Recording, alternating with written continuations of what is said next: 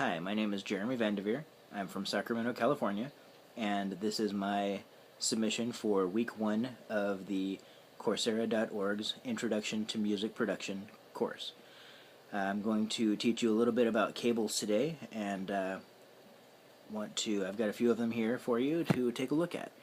Alright, so we've got a few different types of cables to talk about.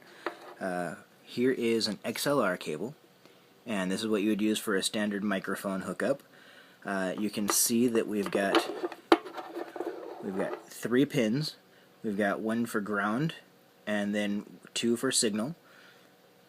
This is a balanced cable, which means that the signal going through the cable is less likely to be interfered with by outside sources, other cables or power cables or any kind of other signal running near the cable, and which would generate noise in your final product.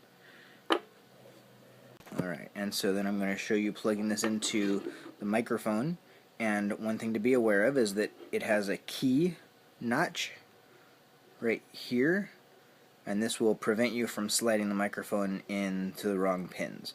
There we go, and you can see we've got a connected microphone with an XLR cable. Something to be aware of is that Loudon mentioned in his course that you can remember which direction they go by saying that mic is male, but something that I've learned is that, which is an accurate statement, but something else that I've learned that helps you determine the signal flow is that signal always flows in the direction that the pins point. So the pins are pointing out in the male connector, and that means that they're going to be going into, for example, your audio interface. Next, I'm going to mention the instrument cable. This is a tip sleeve connector. This is what you would use for a electric guitar or bass, or possibly an electronic drum kit, or you could also use it for a electronic keyboard, for example. This is just a simple single conductor on the outside tip, and then the sleeve is ground. This is a pair of RCA cables. This is each of these are single conductors in the center, and the outside is the shield, but this is generally used for stereo. And you can see the red and white here. Generally we would use red for right and white is left. These are unbalanced lines. Also the guitar cable, the tip sleeve cable, is also unbalanced, which means that if over a long run it could get outside interference into the line and cause noise in your recording. And the last one I'm going to show you today is a tip ring sleeve connector. You can see this is the tip, and the ring is this little section in the middle, and the sleeve is the end. And this is going to be 2 conductors, or well, it's 3 conductors, but 2 of them carry signal.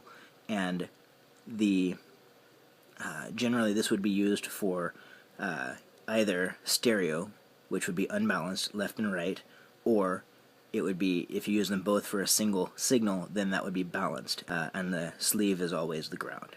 This is a 1/8 inch jack, and this one is for some headphones, but you can also plug an adapter onto it to make it a 1/4 inch, and you can see this is also tip ring sleeve.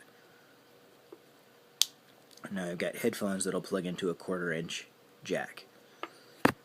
Then also I want to mention that it's very easy to convert these RCA cables into tip sleeve connectors.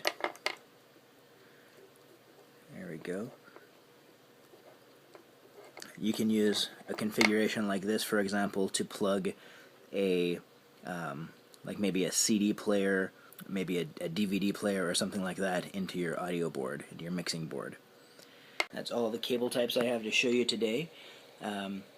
I would say that this has been an interesting experience, and I'm really looking forward to the coming weeks. I've been doing audio work at least for probably 10 years now, mostly as a hobby and mostly just as the sound guy for my church. And it doesn't get much more than 5 microphones and maybe a guitar here and there occasionally. So I'm really interested in getting into the aspect of recording through a digital audio workstation and learning more about how signal flows. Thank you, and have a great day.